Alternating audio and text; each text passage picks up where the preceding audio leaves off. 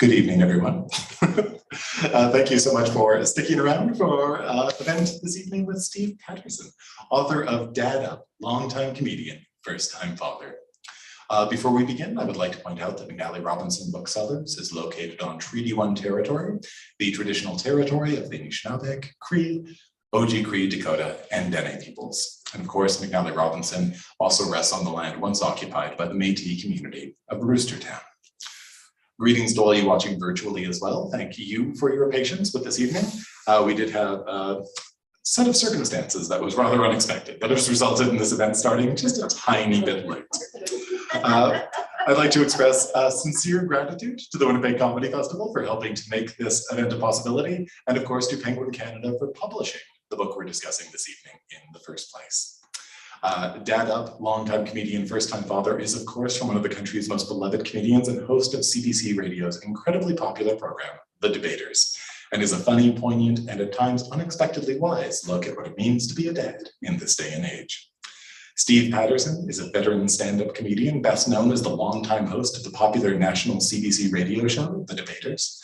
He has toured internationally with his own solo shows and plays to sold-out audiences in theaters across Canada as the host of The Debaters Live.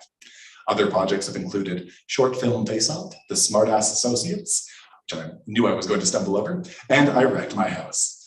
His previous book is The Book of Letters I Didn't Know Where to Send. He lives in Toronto with the main characters of this book. Our host, Katie-Ellen Humphries, is a stand-up writer and sketch performer whose comedy has been featured on CTV, CBC, CMT, APTN, and Out TV, and whose comedy album, Ladyfinger, debuted in the top 5 on iTunes in 2020. With a sensibility, oh yes, applause. With a sensibility that falls somewhere between the library and the locker room, this performer has become a favorite of audiences across Canada and the US, including regular appearances on CBC Radio's The Debaters, appropriately enough, where she has additionally worked as a writer and associate producer. Katie-Ellen is also a 3-time Canadian National Open Water 5K swimming champion. That is unrelated to comedy, but it explains the shoulders. Please join me in welcoming Steve Patterson and Katie-Ellen Humphries.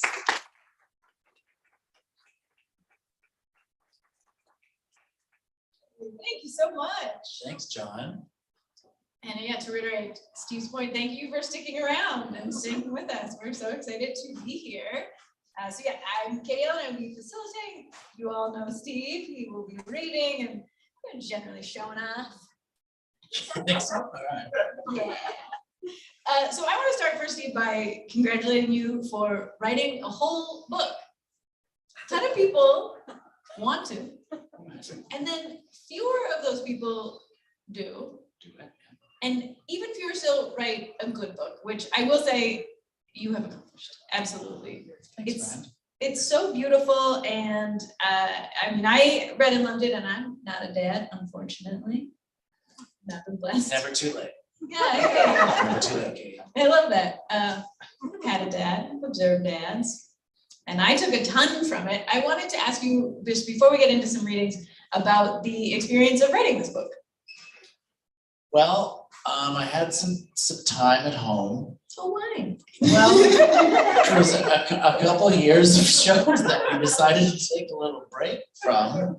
And I was at home, and they say, write what you know. Mm-hmm. And in lieu of that, they say, write what's right in front of you. And that's what I decided to do, was to write about being a dad to 2 young daughters, as it turns out.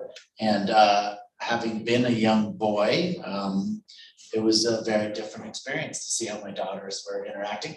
It was originally just going to be how I was fathering my daughter Scarlett and how I was dadded by my dad, Slim. Mm-hmm. And then in the middle of the writing of this book, Nora was born.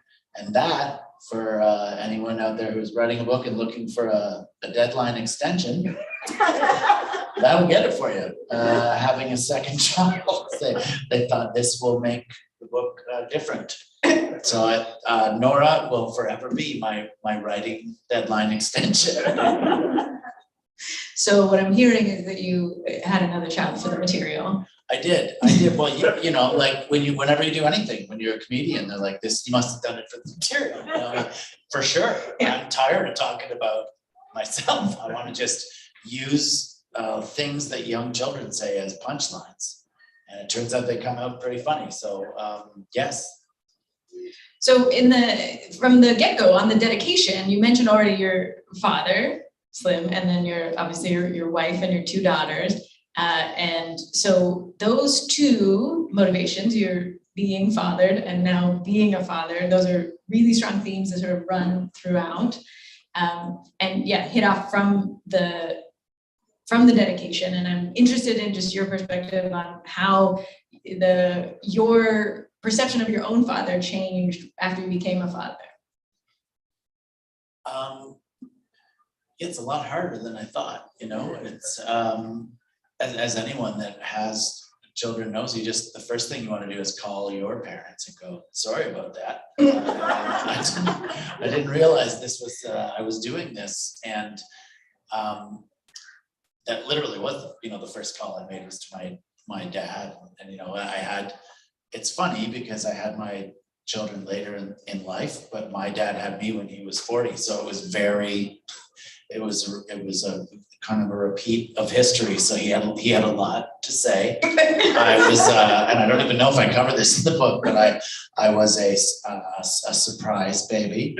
It did come up, yes. Myself, yeah, that did come up. Yeah, the medical term is mistake, but I was a surprise child, and Nora as well was we were blessed with a surprise. So Scarlett was happy to be an only child. Now she's got a sister, and she's very, very happy with it. So it's I wouldn't trade it for anything.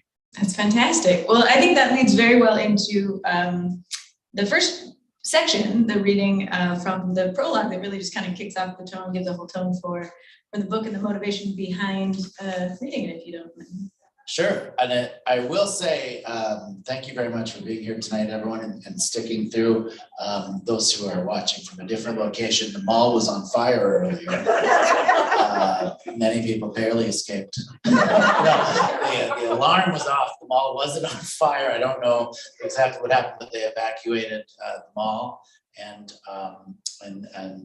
some people were at the restaurant, dined and dashed. And they are currently being seeked out by authorities. Anyway, I hope they're found. Contrary to what many books on the subject will tell you, nothing can truly prepare you for becoming a dad. And I'm not just saying this because I didn't read any books on the subject. I've seen the expression, any man can be a father, but it takes a special man to be a dad on many Father's Day themed coffee cups, which is weird.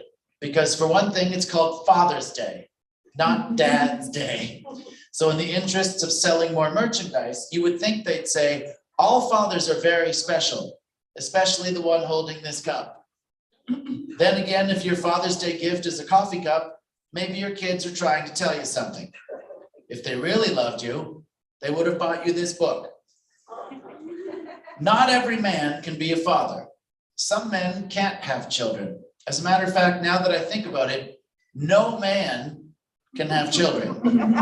A man needs a female partner, or two men need a female surrogate. Of course, it takes only one woman to do work that even two men can't.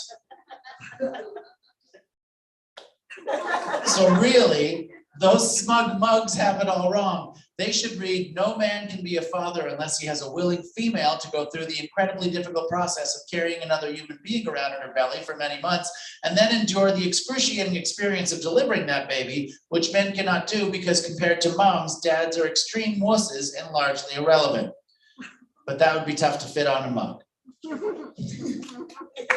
Reading number one.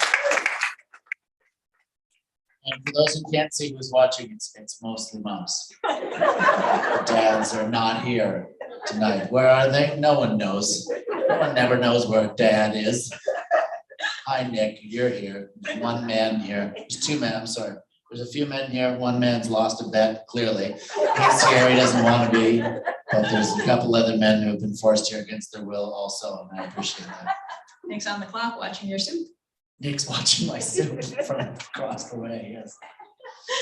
So in that passage, which you, made me begrudgingly high-five you over, the men not being able to father their own children, that really touches on another theme that runs throughout the book, which is that it's really a tribute also to your incredible wife. And so even though, so it's this story about you becoming a dad and what that has meant for you. And such a significant part of that has been watching your beautiful wife become a mother and how intrinsically she took to that and what you have learned from her in this process. And one thing I just wanted to share about my experience of reading is that one thing I think is incredibly beautiful, the way that you write about your wife is so well-rounded. And I mean, obviously she's a real person who you love, but it's, you really don't rely on that sort of tired trope where it's just kind of like, oh, this woman is a superhero, which is very empty. And like, oh, I'm just a bumbling dad and this wife who does everything. She's just, she comes through on the page so beautifully, and it's so clear the incredible admiration that you have for her. And I just wanted to, just share how much I enjoyed reading about your relationship and that beauty and stuff. And I was interested in your perspective in getting to watch this woman that you love take into this incredible role so beautifully, and what you've sort of learned from her about that. Well, thanks. Sorry, I know that was very convoluted. No, but thanks for picking up on that. I think that, parenting books, dadding books are, well, I don't know how many dadding books there are, but this really did end up being a tribute to the mom. Mm-hmm. I think that there's great dads out there, and the best thing you can do is be present and be there and do everything that you can. But there's a lot of things that dads can't do that moms can, not just physically, but it just seems like inherently, Nance took to it. And I am in awe. The fact that I wrote a book when I probably should have been actively parenting is a pretty good indication of how integral my wife is in the parenting process. But watching Nance's patience with our girls, I've learned a lot. And being a comic, it's a different energy. Sure. It's coming off the road back to home life with two young children. I've never been an astronaut, but I would imagine it's sort of similar to Trying to a re-entry that into atmosphere. Earth. Just you run into the room at what would have been showtime. You're like, hey, it's time to party. And no, it is not. It's bedtime, So Mm-hmm. I was quite a fun uncle, and being a fun uncle also is the opposite of being a good dad, because fun uncles get to leave. Yeah. Phil Hanley very famously always shared that people always compliment him on being an uncle. And he's like, the description of a great uncle is exactly a deadbeat dad. Yeah, it's true. Come around, come time, people love it. No, you gotta stay. See you at Christmas. You gotta stay. So the book is a tribute to Nancy for sure, but having a great partner makes you want to do the best that you can. And you share a really beautiful story about a moment when Scarlett is first born, and your unfortunate shortcoming as an individual who's unable to breastfeed. And how much your baby wanted that from you. Oh yeah. I that was like the first night in the hospital. Do you want me to Oh well, we don't have you it. Want me to read it? I would love it, but we don't have it queued up, I believe. But we do have one that I think is a quintessential dad experience of teaching your young child to ride a bike. Oh yes, yeah. And I just bought Scarlett her second bike now that she's grown up. She needed a bigger bike frame, but the experience of my dad teaching me to ride a bike, it's for some reason something that I can remember every detail of. And my dad also ran a bike shop, so we had a different experience that my dad had built the bike that he taught me to ride a bike, which he was very proud of, and there was no way I could say this is not the right bike to learn to ride a bike.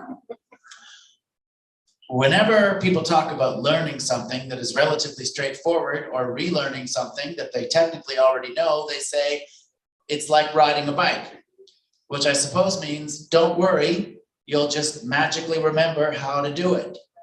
But that presumes that everyone, one, knows how to ride a bike, and two, enjoyed the experience of learning how to ride that bike. Those are awfully big presumptions. Case in point, my dad taught me to ride a bike when I was 4 years old, one of the few lessons that actually stuck. And he very much approached the task from the perspective that I already knew how to do it. This might have been because I was the youngest of 5 sons and all my older brothers had already been riding bikes for quite some time. Or he may have just honestly believed that all small humans were born knowing how to ride a bike. It's also possible that he was just so proud of the 3-speed bike that he had built for me from parts he had lying around the shop that it never occurred to him I should learn to ride on a smaller bicycle with only 1 speed and 2 additional training wheels. Whatever the case, it was with great expectations that my dad encouraged 4-year-old me to hop on my 3-speed bicycle with the seat post hiked up as high as it could go so that he could teach me how to ride and still not miss the kickoff of the football game in 15 minutes. The first challenge of the lesson was that I couldn't even come close to getting on the seat of the bike.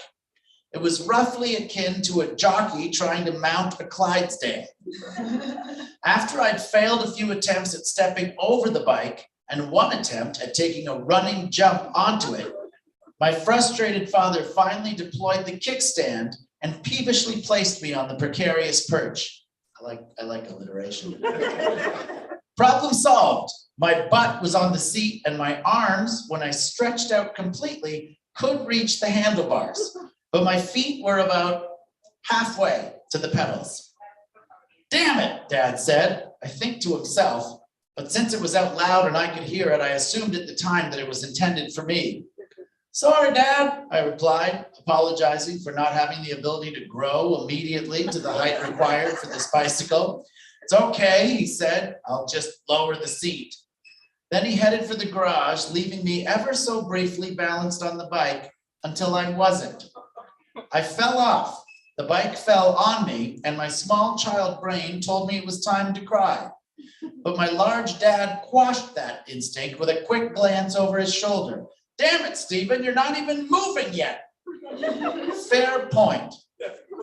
My cry froze in my throat, and I mustered up another apology for not having a better landing technique when left on an elevated platform that was leaning to one side. Eventually, Dad returned from the garage, wrench in hand, to readjust the seat. He then had me stand beside the bike to compare the height of my butt to the height of the seat, something that arguably should have been done in the first place, which I made a mental note of but didn't relay out loud. As it turned out, the seat had to be brought down to its lowest setting, and even then, it was still impossible for my feet to touch the ground when I was sitting on it. They could reach the pedals, though, which my dad pointed out was what they would be doing when I was riding the bike anyway. It made sense at the time. It also made sense that I would need to get on the bike by myself without Dad's help. So he showed me how to lean it up against the front steps of our house to mount it. Again, this all checked out at the time. To get on your bike, you simply leaned it against something high and jumped onto the seat. No problem. Now what? Well, Dad said as he held onto the handlebars, I could still barely reach them by leaning forward.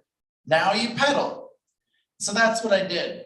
I began to pedal precariously since my toes could barely reach the bottom of one pedal after the other foot pushed down at the top of its revolution. As a matter of fact, I'm not sure I could maintain contact, so I developed an odd lopsided technique where one foot would begin its downward pedaling motion while the other foot briefly lost contact with its pedal, only to be reunited a short time later, like a cell phone that cuts out every few seconds. It doesn't make the conversation impossible, but it sure is irritating. Yeah.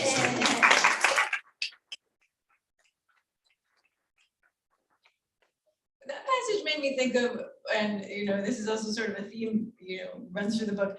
When you're learning to ride a bike, it's so scary and you're so afraid, and you've got a parent, if you're fortunate enough, they're pushing the bike, and you don't want them to let go, and then they do, and you're so proud of yourself. And it had never once, of course, when I was a child, would ever have thought that the parent was afraid, that the parent doesn't want to let go. And you've now had this experience of trying to teach your daughter and like trying to gauge when is the right time to trust them enough on their own and watch them back. And I'm curious, I would be curious of what your experience when you were teaching Scarlett to ride. I outsourced it. Yeah. I went to a bike riding camp called Pedal Heads.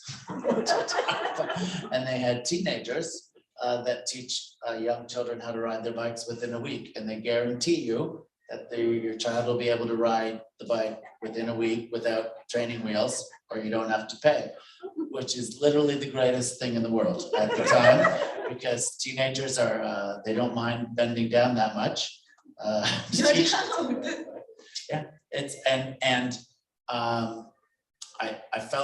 I felt weird outsourcing something, but I also got to teach her how to ride the bike, sort of a next bike after that, which I compare the experience later in the book, and it is something you want to do as a dad. You just want to teach your kid how to ride a bike, but also like don't be afraid to outsource certain things, because the end of that chapter, which I remember very plainly, was my dad, me turning around to say, "Dad, I think I've got it," and my dad's nowhere near me anymore. He's at the top of a hill and he's pushed me down the hill, and then I just take flight from the bike, and these were before mandatory helmets. So I think this memory is clear. Maybe I dreamt it. I don't know. Yeah. You mentioned that you are the youngest of 5. You have 4 older brothers, and so obviously birth order has come into your life, has affected. You throughout the book you talk about wearing hand-me-downs and having these older brothers, and you are now watching it take place, the dynamic between your 2 children. One passage that I would love if you will indulge me. Sure. There's 2 things I love about this. One also, so this will just speak to having an older child and a younger child, but also you grew up in a family with all boys. Yeah. And you are now in a situation where gender-wise you were the minority in your home. I'm outnumbered. We did get a male dog, not the same. I recently learned that. And so you share really beautifully about the experience of watching sisters interact, which you've not had experience with before. So I would love that section that on that 140 about the sister dynamic that I think is so beautiful. Yes, it is truly something to behold. I don't want to be the comic that's like, girls are different than boys, but man, my girls are different than our boys were anyway. The sisterly dynamic I see developing between Scarlett and Nora is heartwarming. Nora has a big sister who is always singing her songs and doing things that look a lot more fun than, well, whatever those giant people, aka mommy and daddy, are doing. Meanwhile, Scarlett has a living, breathing doll that will likely do whatever she tells her to do in the coming years. Mm-hmm. I know this because the other day I caught Scarlett pushing Nora in our backyard hammock at a pace that was rapidly approaching catapult intensity. Nora was screaming inside the hammock, clearly in distress, but when I told Scarlett to stop, her honest response was, "Why?" She likes it. She doesn't like it. She's screaming, I pointed out. "Yeah, but it's a good scream, Daddy. You don't speak baby as well as I do. I was just a baby. You haven't been a baby for a long time." It's tough to argue with sound logic like that. So I just picked Nora up out of the hammock and let Scarlett continue her game with one of her dolls, a doll that she promptly catapulted over our fence and into the neighbor's yard. So I'd met half my daily quota of save your child's life, which every parent of an infant must fulfill. Later that day, I fulfilled the other half by stopping Nora from diving headfirst out of my arms onto the sidewalk. Right now, the biggest battles between the girls are for mommy's attention. Yeah, get in line, kids. As a baby, Nora has the distinct advantage of actually needing her mom for everything. But Scarlett puts in a convincing effort to receive that coveted attention by asking Nancy and me for help with everything. including things I know damn well she knows how to do herself.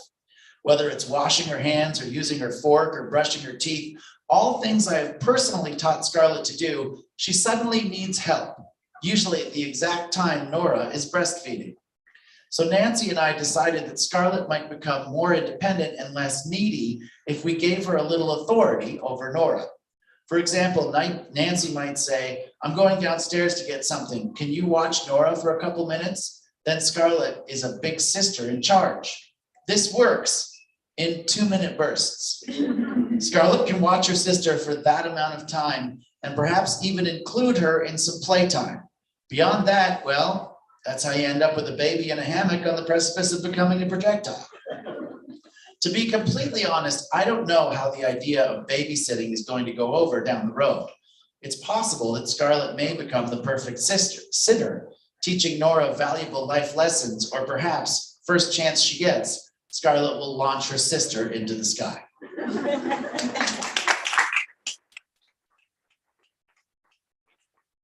Like, we'll hold it back because I don't know, but this is a teaser that also then goes into an incredibly funny story that Steve shares about his older brother tormenting him as if when he's doing babysat, which I have to imagine was constant.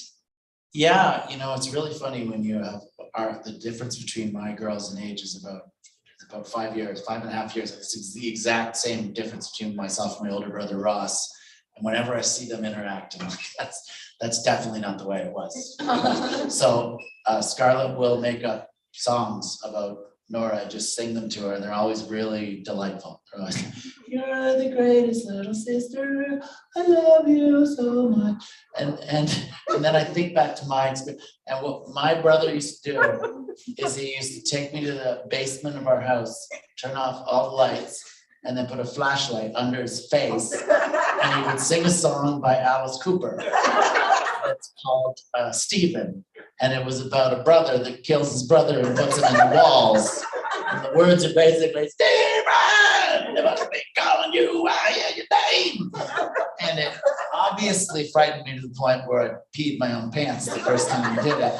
And I told my dad, and my dad immediately got mad at Ross. And Ross's honest to God response was, the song's called Stephen with a V.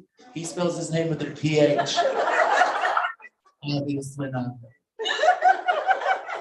It's good logic. Sound logic. Yeah, it's good logic. That wouldn't hold up in court. Good brother logic. Yeah.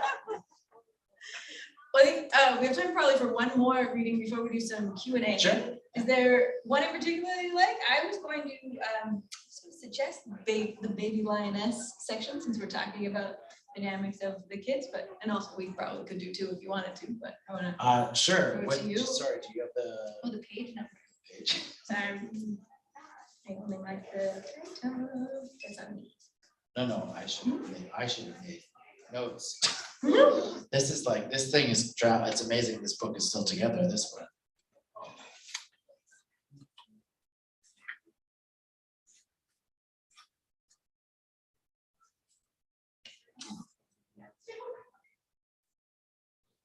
My apologies. Oh yes, page 159. Okay, 159. From the first time in it. Excellent year. Mhm. Yeah. All right. All right. Yeah, this is the chapter that was written once we had a second child. This one was not going to be in the book, and then it had to be. So far in her young life, Nora has not been bullied. I believe this will continue to be the case because as a Leo, she is already exhibiting lion-like qualities. As Nora's parents, we have been very patient. After all, we had excellent training during Scarlett's babyhood. Also, Scarlett, for the most part, has been a very caring big sister who understands that Nora is a baby and doesn't know what she's doing when she grabs our hair, sticks her fingers in our eyes, or in my case, rips my reading glasses off my face and throws them to the floor at every possible opportunity. Scarlett might believe this is just normal baby behavior, but I'm not so sure. Is Nora just being a baby, or is she going completely alpha to establish her dominance over our household? I mean, who rips reading glasses off someone's face throws them on the floor, then smiles as if to say, what are you going to do about it? Who grasps a cup of water, looks at you, and when you say, don't throw that, laughs like a maniac and gleefully chucks it at your face? Who goes up to someone who is sitting down, minding his own business, and punches him right in the testicles? Sure, she technically can't form a fist or make a punching motion yet. Plus, as far as I know, she is unaware of the male anatomy, which, if I have my way, will remain the case well into her 20s. But honestly, I sometimes think that Nora knows exactly what she's doing and is enjoying all the she doesn't know what she's doing time that she can. Sure, she's playing, but it's a power play for control of the house. To be fair, as I write this, Nora is teething, which, if I were going through it, would probably make me want to punch people in the testicles too.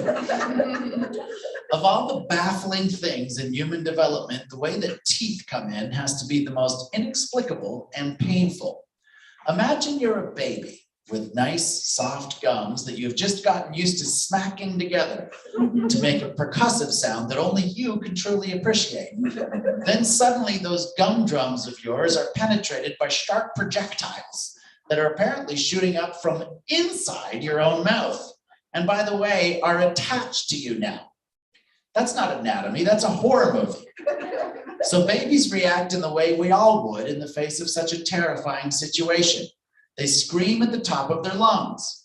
As a parent, you try to console your screaming baby by holding her close to you and reassuring her that it's going to be okay. But your baby is understandably skeptical about that because those arsehole teeth, just keep coming in. As this drags on for weeks and months, in fact, neither you nor your baby is actually sure that things are ever going to be okay again. This likely explains why Nora's favorite thing to do while she is teething and I'm trying to console her is to put her hands in my mouth and try to rip my own teeth out. I keep telling myself she's doing this because she believes she's saving me from pain. Sort of a, Dad, those are the things that are attacking me from the inside. Let me rip those out for you and then you get mine out of me, okay? But the defiant expression on her face sometimes tells a different story. The look seems to say, it's going to be okay, is it? Does this feel okay, old man? Huh? Does that feel okay to you? Then she yanks on my front teeth like she's a middle-aged dad trying to perform a proper chin-up for the first time in his life.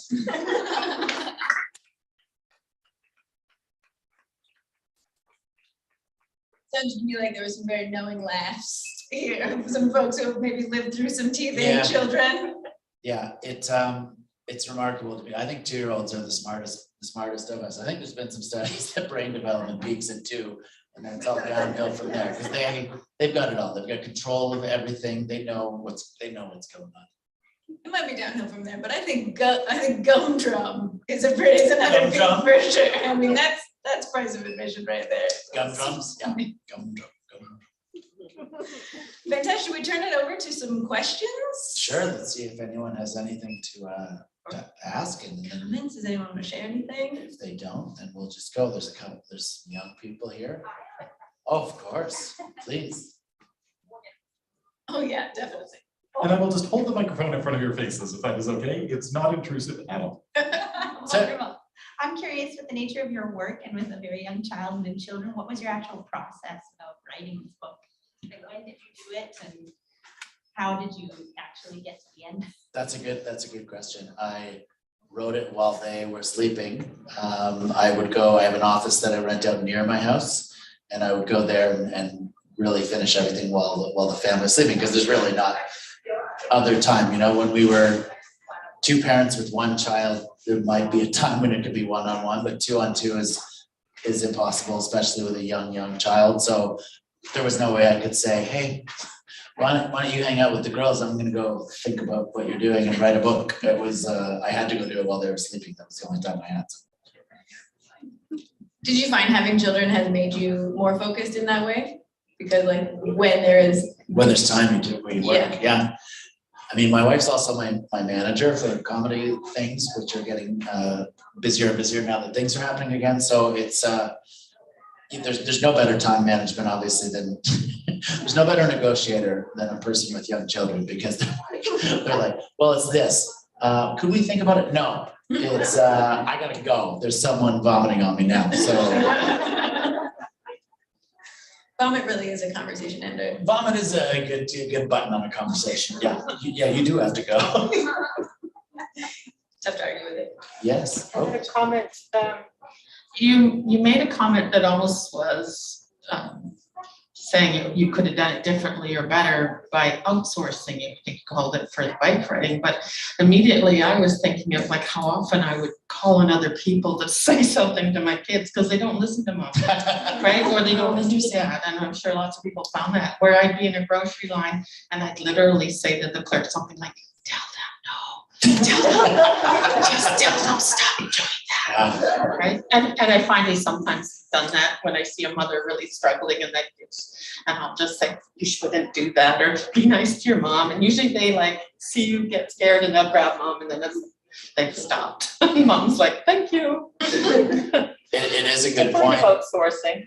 Yeah, I mean, the term outsourcing is, you know, it's a little bit crass, I guess, for parenting. I mean, that's, you know, if you have a immediate family in the same city, which we don't, and if you have, you know, grandparents and cousins and uncles and aunts, that's one thing. We don't have that option. Also, for the last 2 years, there hasn't been the option of the programs that there usually are. So it's, you know, Nora didn't get that option that Scarlett did. I absolutely agree with you. My wife, like Katie-Ellen, is a great, very competitive swimmer and could have taught Scarlett how to swim, but Scarlett doesn't want to hear it from her. So, you know, here's my wife who's been a lifeguard for years and would love to teach our daughters how to swim. We have to go to teachers because they somehow don't hear the voice of the mom, and that's got to be super frustrating for moms because as a dad, I can tell you if the kids don't listen to me once, I'm like, well, I guess that's it then. I'll just leave. Which is not a great way to do it, but our styles are very different. I think that in the book, I also talk about I've frequently fallen asleep before my children while reading them a story. And I'm like, catch up, kid. Like, I'm gonna crash. You either do or you're on your own. But it's I believe they call that leading by example. Thank you. It's leadership by, yeah, a lot of those books are great the first 400 times you read them, but then you're like, look, Dr. Seuss, I love your work, but I'm asleep on the second rhyming couplet. You're okay. And they know it, so if you try and skip ahead, when you've read it that much. Yeah, Yes. they're like, no. Yeah, no, there is a point in the book where my daughter Scarlett is fully into bribery, and she's like, I think for $5 I could be tired in 20 minutes. She said that at age 4.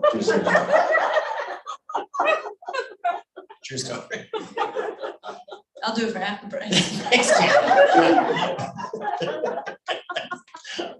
Sometimes I wake up there and I'll do it for free. That's right. Did anyone else have any other questions or want to share anything? So how old were Scarlett and how old are they now, Scarlett and Nora? Like writing in the book, how old are they then? It's been a couple of years. The book was released last year on Father's Day, so it's been about a year the book's been out. It does take a while to get these things out. So they were about 5 and turning 3 when I wrote it, and they're now 7. Sorry, it's 5 and turning 1. I was about to say, I was like, Yeah, no, the math doesn't work out. They're 7 and 2 now, and so they were 5 and Nora was just turning 2. And it's already different, you know, a lot of the things that I give Nora credit for, like she'll eat everything, she does not do that any longer, so it's, heartbreaker. yeah, I know, she's, so I could absolutely, the next, if I write another book, it'll be very different, obviously, it's a different phase, but yeah, it's been a weird couple of years for everyone, but especially for a 2-year-old. A 2-year-old has spent their entire life in a lockdown situation, so the good part of that is that I'm still one of Nora's favorite people by process of elimination. But she's starting to meet people now, and I'm falling down. She's gonna learn that people outside of the house also have lower halves of the face. That's right. That's right. If you think about it. Everyone has a mouth? That's right. Nora thinks everyone is a bandit right now. So yeah, it'll be nice. Yeah. We've got another question over here. Yeah. I like those masks, by the way. These are nice. I just wanted to thank you for reminding me of the memories of my father, how he taught me how to ride a bike. And also, speaking of teeth, there were a couple of occasions when I had a tooth that was hanging on a thread and it wasn't going to come out. So one time he tied a thread around it and did one of those things. And another time he took the end of a spoon and somehow leveraged my tooth out. I don't know how he did that, but he did. He was a gentle person, I should have you know. Anyway, that just made me think of those happy memories that I have. So thank you. I mean, well, cheers for that. And my wife handles those things that I'm not sure that I could. Like Scarlett will say, you know, I'm like, Daddy, I think it's ready to come out. And I'll pull it. I'm like, I'm gonna pull her whole face off if I do this. And Nancy will do it. And one time we tried to work on it together, I gave the completely wrong advice to Scarlett of like, just lean your head back so you can see it. And then she swallowed it. And then fortunately, I don't know if you know this, tooth fairy's rates go up in that case. Because we were not going to retrieve it after that. So that lost tooth, $20 from the tooth fairy. Thanks, tooth fairy. I certainly echo your experience throughout the book. I was thinking of my own father. One of the things that Steve and I have in common is, I'm going to say, a colorful father who also goes by a nickname. John, yeah. Big John is my father. Yeah. And yeah, many times through Steve's own stories or stories of his own dad, I was reminded of wonderful memories that I've shared with my own father. And so I would recommend that as a wonderful experience also of reading the book. Thank you. Yeah, no, it's you never know how many things you have in common with people till you kind of put it out there. And you know, we've had a lot of nice feedback. And again, it's a strange thing that I started to write this book as really just a comparison between fatherhood styles, but then it really came out to, man, moms do a lot. And we should all appreciate it more, especially over the last couple of years, what moms have done to get families through, and that's always been happening, but I think especially in the last couple of years. So this book called Dad Up is really a shout out to the mom of my kids and to all moms. I would say we should give Nancy a round of applause, but what she would really love is for you to buy a copy.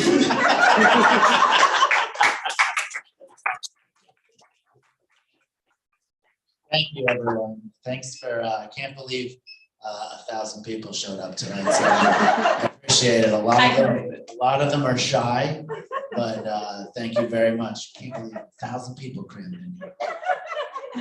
So we're going to stick around for a little while. I think there's a table set up. Steve is going to do some signing of books if you got copies or wanted to pick up a copy that you want to have signed, or generally, or just be around. But thank you, thanks everyone for coming out. Thank you, everybody.